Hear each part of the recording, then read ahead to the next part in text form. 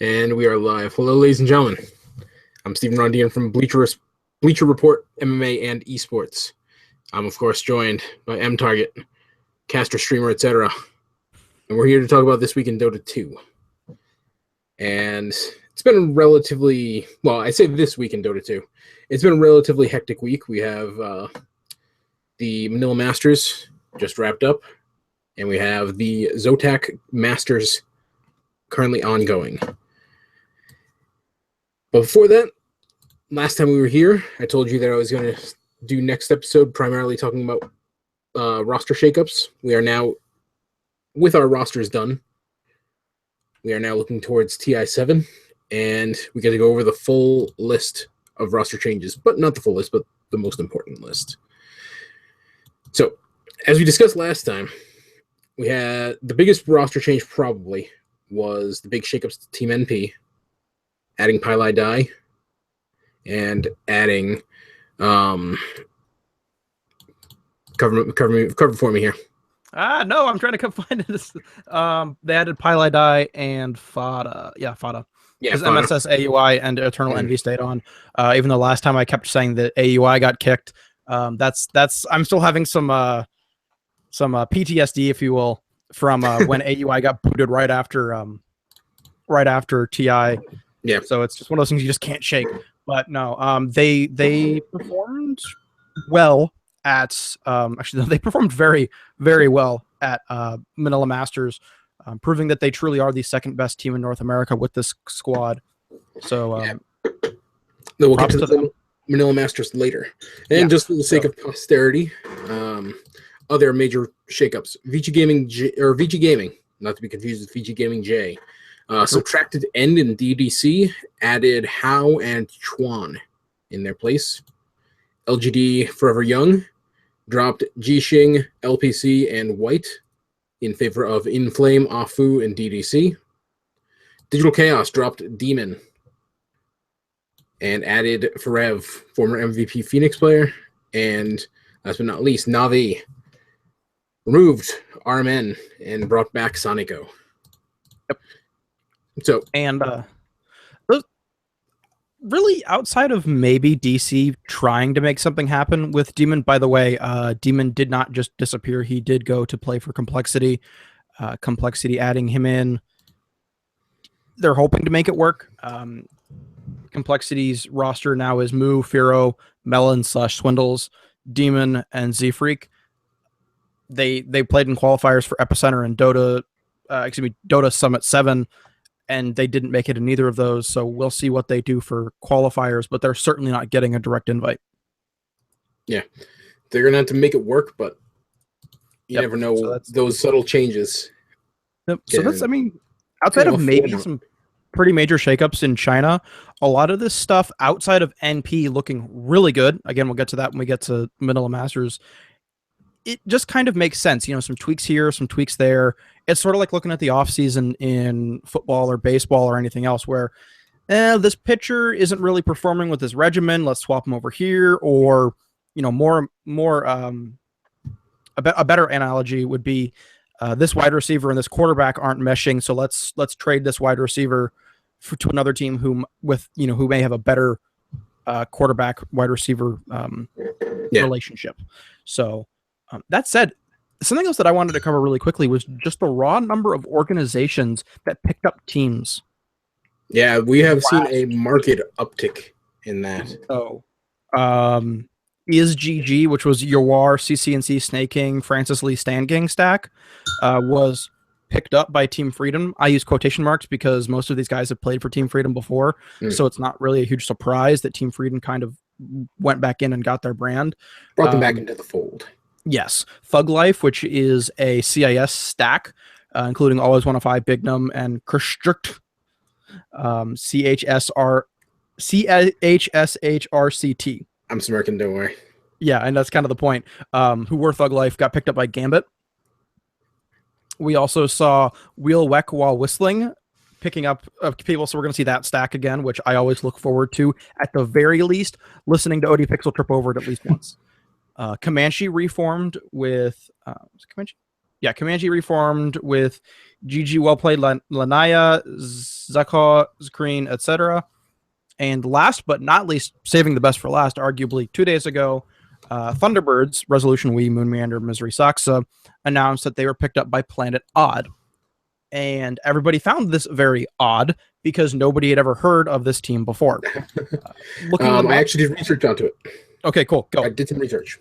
So it is a pretty new organization, which is one of the major reasons why nobody has really heard of it.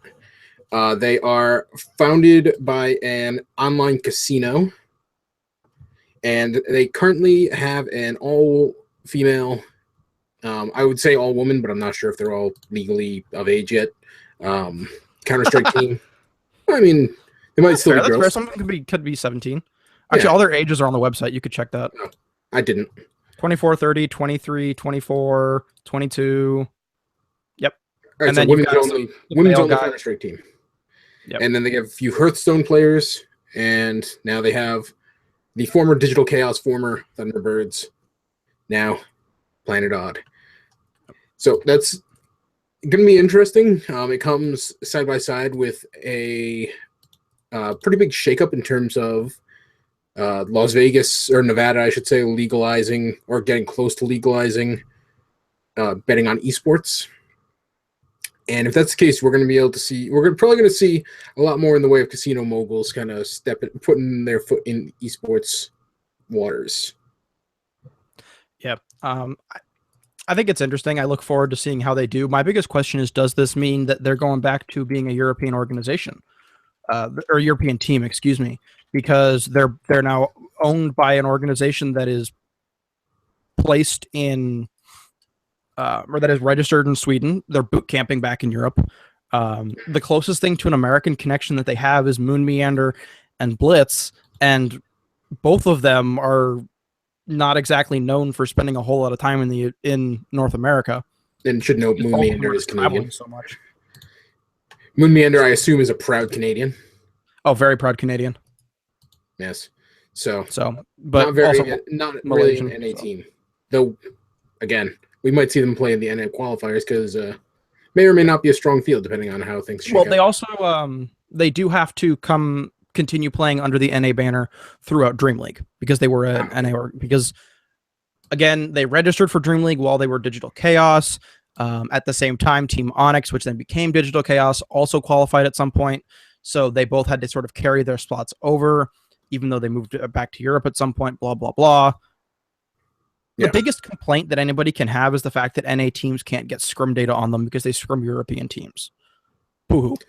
Yeah, I mean, we're going to see more and more of that as time goes on. So plus, there's plenty of tape on them. So yeah, that's the other thing. It's like just go watch the tape. Scrims don't matter. There are literally teams that say we don't need to change anything. We're winning over half of our scrims. Hot tip: EG wins maybe 25% of their scrims. Yeah, they're doing okay.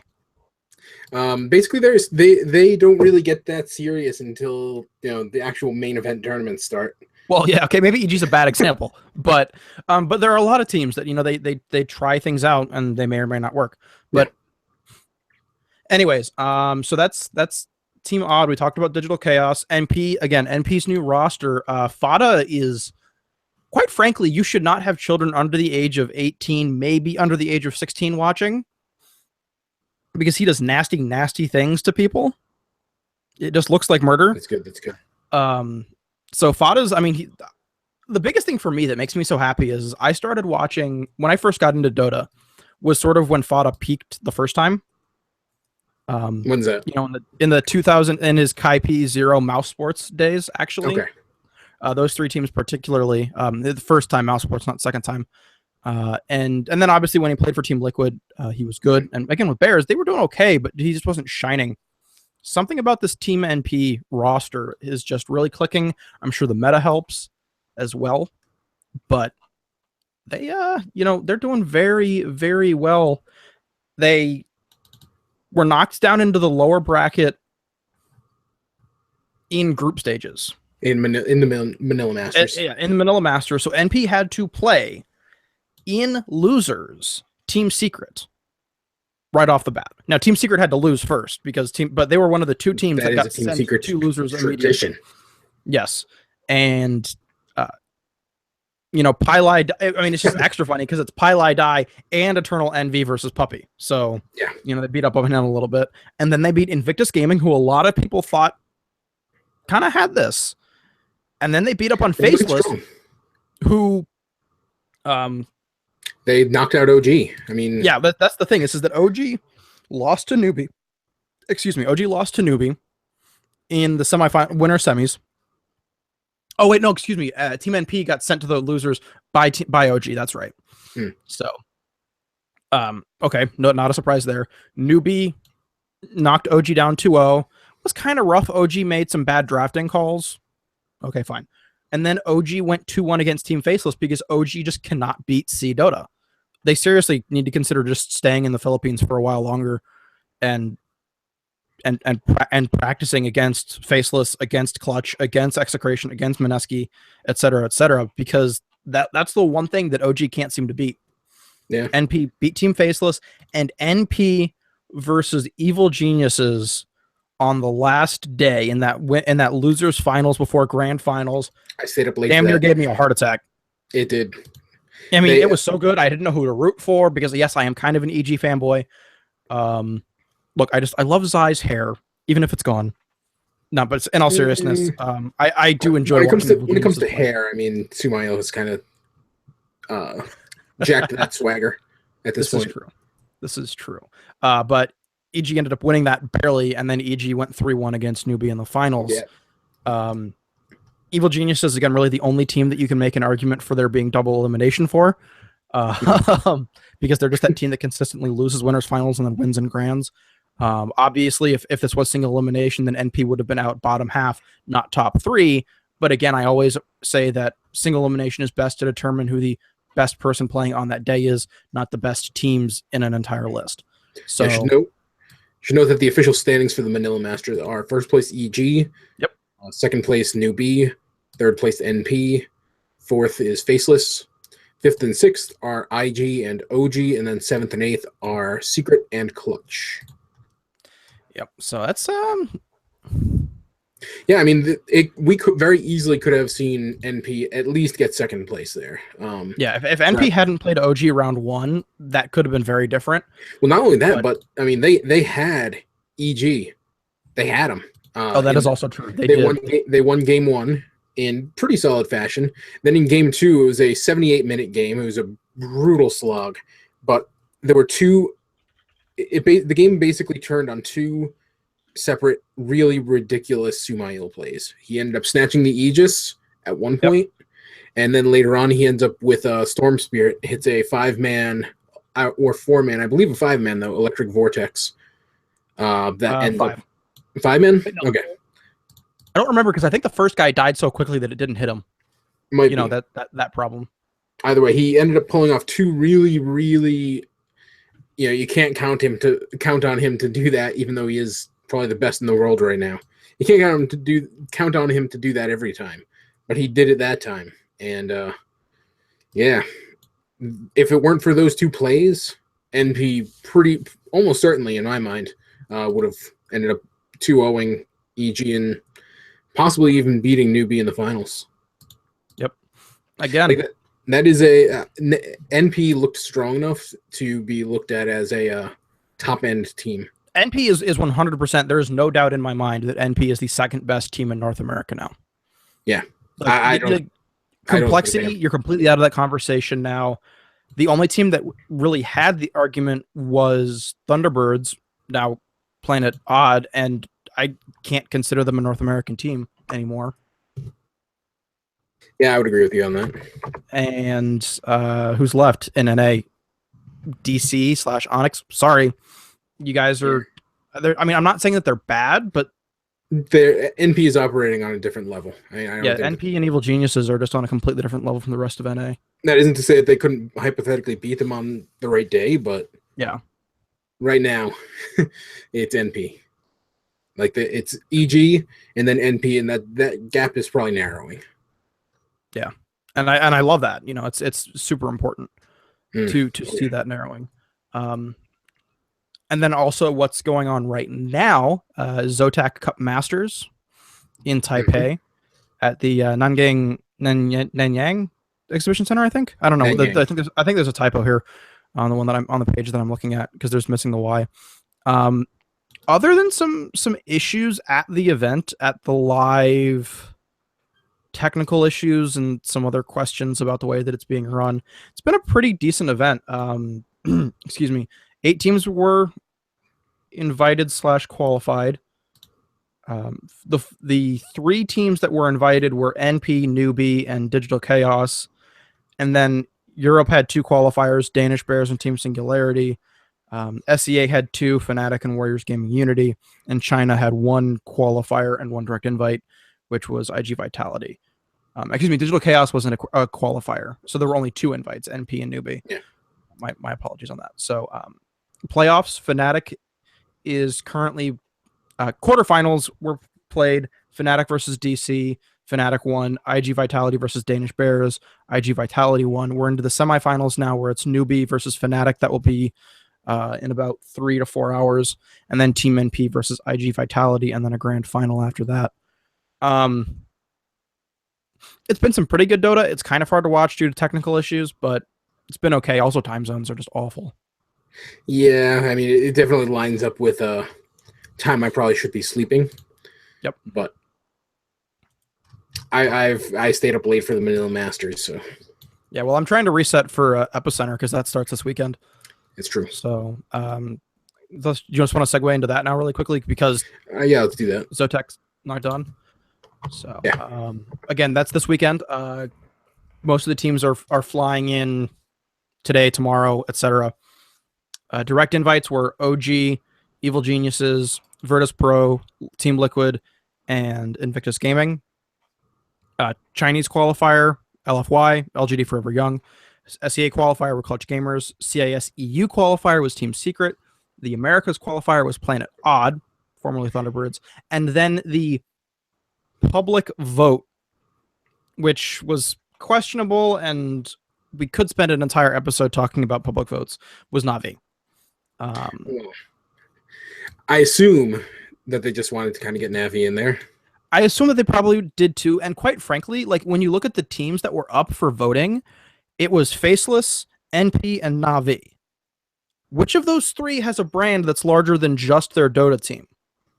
Na'Vi. Na'Vi literally just in their tweet alone probably pulled more votes. Like, you don't even have to rig this because they've got so many fans that go, yes, Na'Vi, vote. That, like, I mean, how do you beat that? Like, unless NP pulls some like anime magic out of their butts.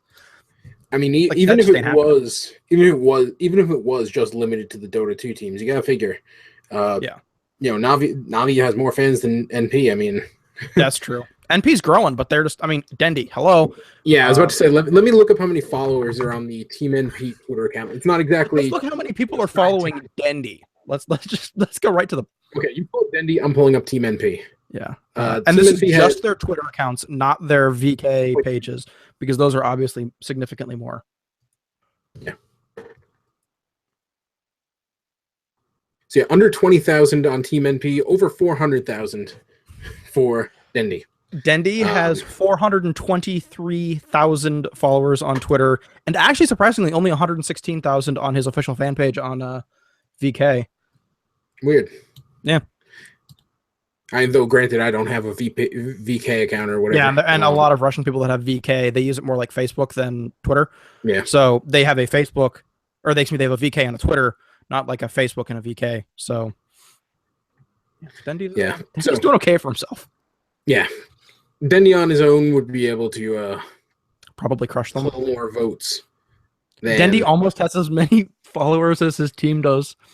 Oh, that's awesome. That is awesome.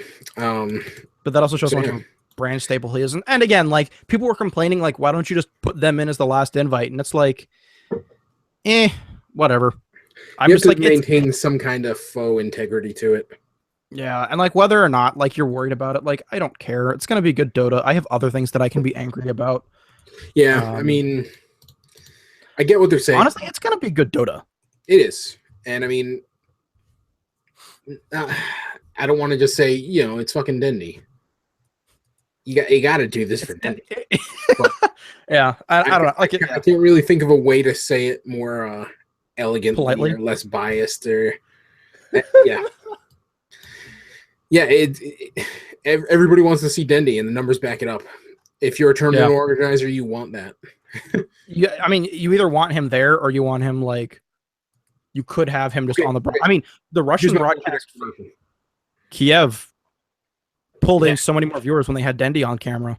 Oh yeah, my bullshit explanation. This prize pool would not be as big as it is if they couldn't get a guy like Dendy on there. Bam. 100% true. Bam. There we go.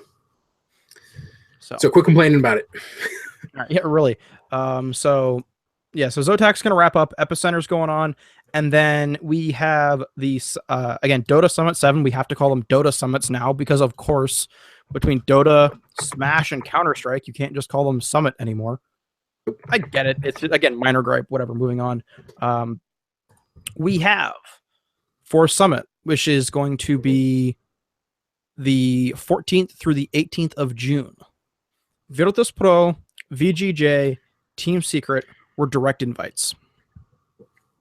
I assume that the North American invite of Evil Geniuses did not go through because, like, really, who else would you direct invite from NA? Yeah. The SEA qualifier still says TBD.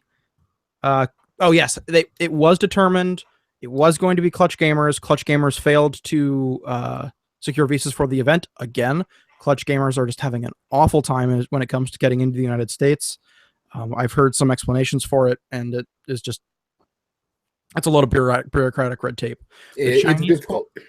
Yeah, it is, but especially when you've got people demanding that they apply for the wrong kind of visa. Yeah. So that doesn't help. CDEC won the Chinese qualifier. Navi won the European qualifier. Excuse me, and Team NP won the American qualifier. And then lastly, we have the LootBet Invitational, which was sort of a last chance qualifier for several European teams because they played in both. There were a couple teams that played in LootBet that didn't play in the European qualifier. But Team Empire ended up winning that. Team Empire are currently waiting for their visas to be accepted, but we really don't have any reason for them not to get it.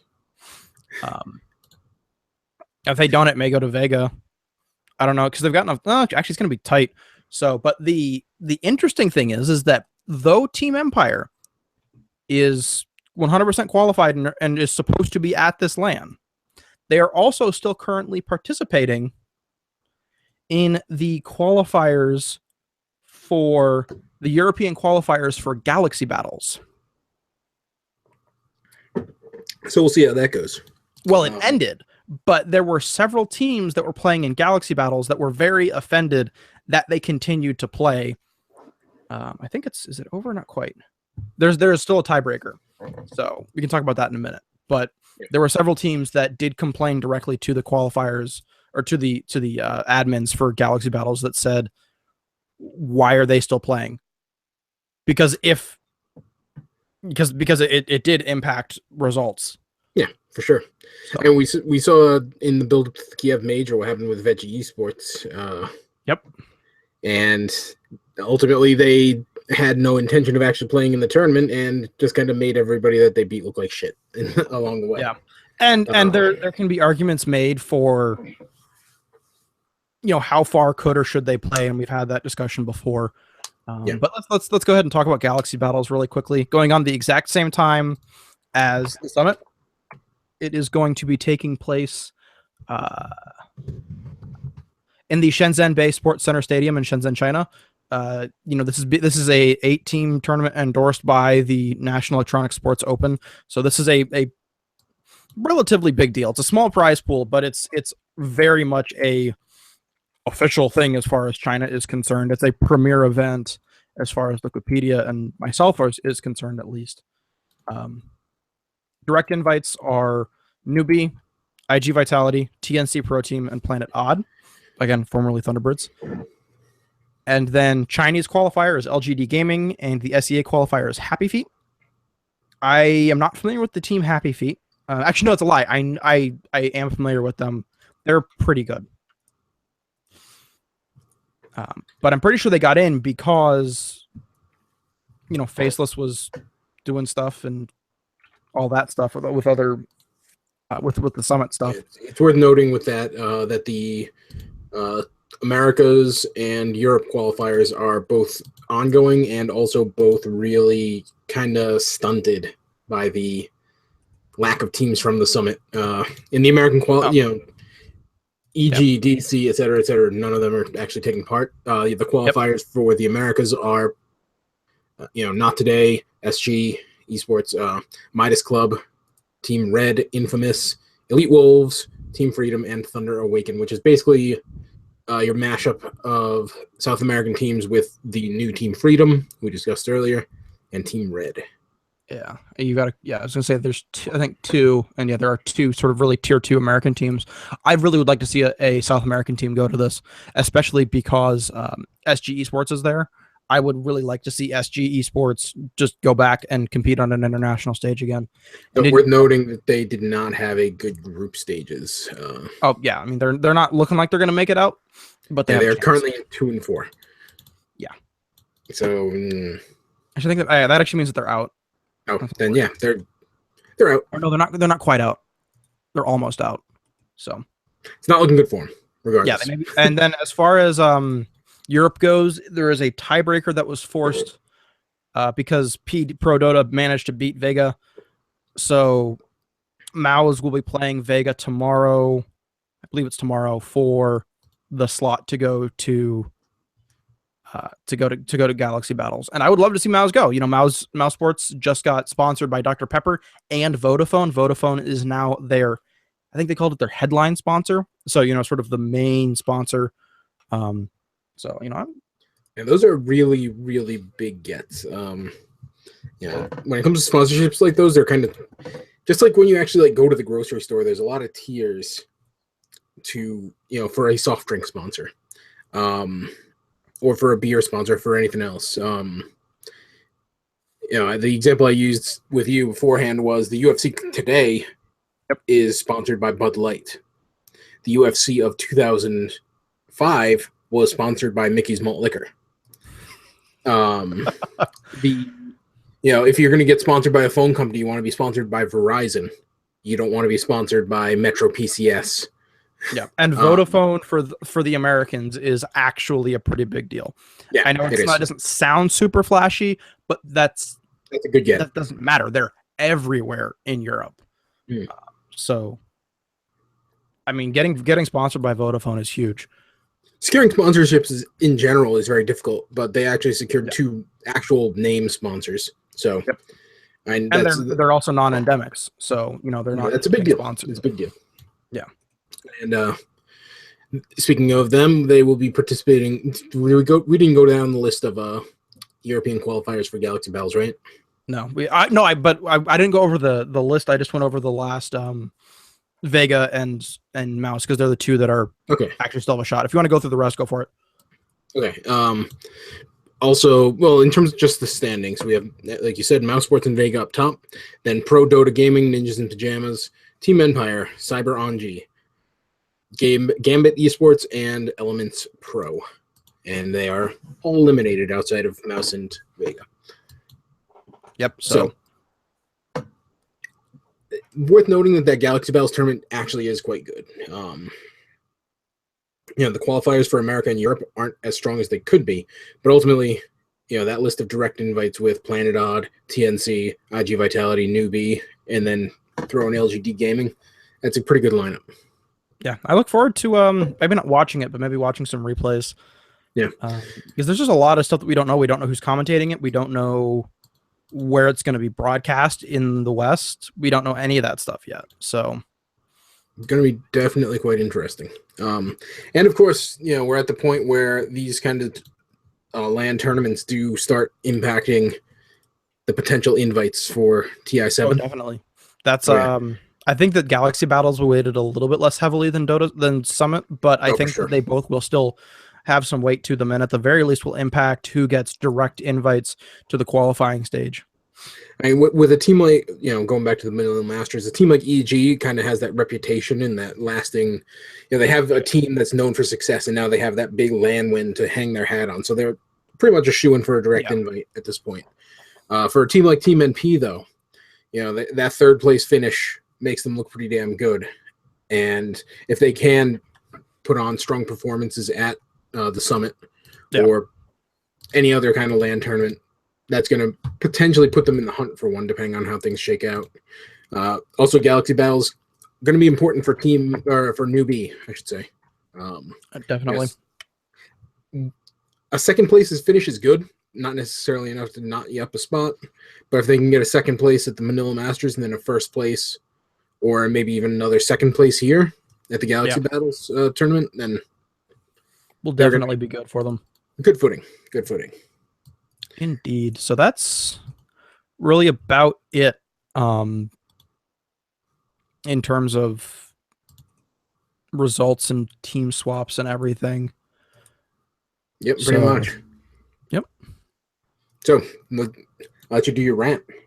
Well, I mean, I kind of did a small version of my rant, but especially now that they're knocked out, it makes it a little bit awkward. But so Team Empire continued to compete in Galaxy Battles, even though they had a very, very strong likelihood of having to say, sorry, we're going to go to Summit instead. There's more money here.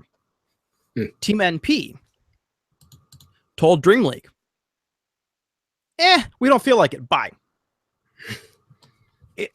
And Dream League is the team that gets hit by this or the organization that gets hit by this the most, because they have such a long true season format. It's not just one weekend. Yeah. And teams keep, and it's so, and people ask, what can we do to make Dota better? Answer number one, plain and simple, is don't double commit.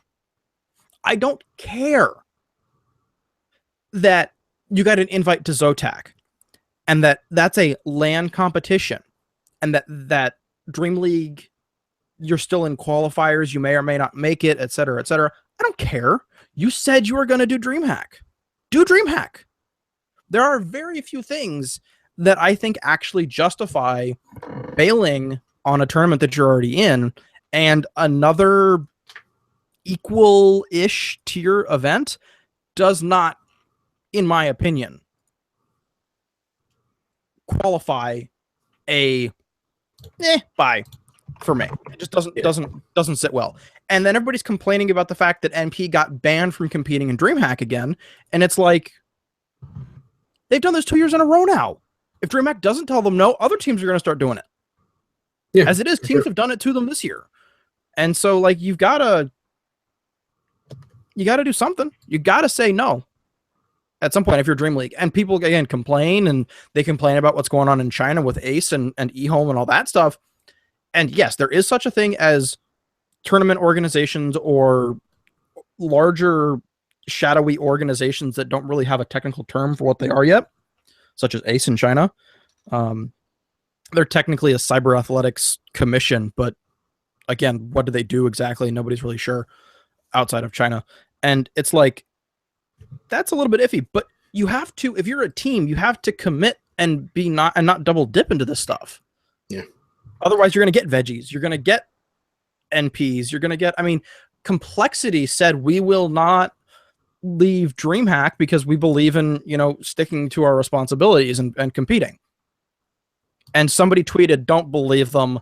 If they had gotten visas approved for ZOTAC, they would have gone. Maybe, I don't know, but hey, it was great PR for them at the time. So take it. But should note that this is basically the exact reason why organizations like, the Overwatch League, like Riot and et cetera, make teams actually have ownership of the league to some degree. Yep. Or they also, that's why they require teams to not compete in other things at the same time. Yeah. They say, if you're playing in this, and I like the high-res / supposed Overwatch League model where it's during the season you're not allowed to compete in other stuff. And like during the off-season, if another organization gets permission to step in and hold a big event, they can, and you can compete in it. Unlike League of Legends, where Riot every year makes it harder and harder until IEM finally said, forget it, we're done. And you can only compete in Riot-sanctioned events, or not even Riot-sanctioned, Riot events, period. Yeah. But it makes sense when you see what's going on with Dota. It does. I mean, it's a complicated business situation because, if Team NP pulls out of Dream League Season 7, who takes the hit from it? Dream League. Dream League. Does NP take any kind of hit from it? No. Not really. No, not at all, basically. They take a small PR hit, but ultimately nobody really cares. Because, not only are they not the only ones doing it, in some ways you can't really blame them. It's not exactly they have no reason to stick around for it, basically. Yeah. And that's why if you own a piece of the Overwatch League, you do your best to make sure it works because you own a part of it. Yeah, if you take stuff that hurts. Yeah, I mean, that's why you don't see the New England Patriots being like, I think I want to go participate in whatever the hell the International Football League is. Because there is some International Football League that goes out. And they're like, that's an easy win. And we're not doing anything else right now, so let's go do that. Yeah. So yeah, it's not a good situation in that way, and it is something that really does kind of need to be cleaned up. Not just from the perspective of an oversaturation of events, because we talked about an event that wrapped up this weekend and how there are 2 or 3 events going on right now. Yeah. But it's a mess. It's a mess. It really is. Yeah. But the International is coming up, and that's something that everybody will put everything else on the shelf for. So we get to enjoy that. Indeed. Look forward to it. I look forward to the next couple months. I mean, the next couple months of Dota are just going to be this crazy roll. Everything, having the International looming on just like in August, puts so much more weight in everything that goes on right now. And that's more defined stakes is always nice. Definitely. Yeah. So anything else? Nope, that's about it. All right, so gonna wrap up. We'll be here next week or maybe the week after. Gonna probably be doing results for Epicenter and all the other tournaments we talked about. And may or may not be some more roster shakeups. You never know which free agent players might come together. Yeah, for open qualifier type stuff. Yeah. Oh, that's actually really quickly. We did see that Dota or that Valve actually extended the roster lock thing by 2 days. Yeah. And everybody's going, oh, who's EG about to kick?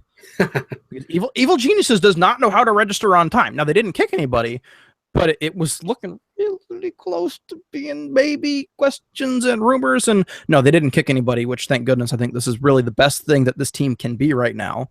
Yeah, I mean, they just won a tournament, so it kind of speaks for itself. Yeah, team's looking really good. So there's not really much more to it, but everybody was joking that there was going to be an EG change. Who's getting kicked? We're gonna bring back Bulba. Nah, PPD's going to come back in. Oh.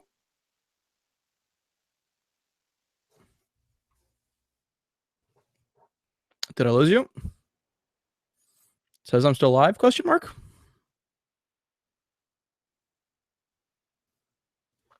Well, I'm just going to say thank you all for watching. My name is MTarget. You can find me on Twitter at MTargetProduct. Hey, he's back! Yeah. You made me so. I was like, I don't know what to say. So I just started closing out. I was like, okay. Follow him on Twitter. Yeah, I just plugged myself. So follow yourself on Twitter. Follow him on Twitter. Follow me on Twitter at Rondina. And also read my stuff on Bleacher Report. I write about MMA as well. Yeah, so next week, all that different stuff we were talking about. Yep. Peace.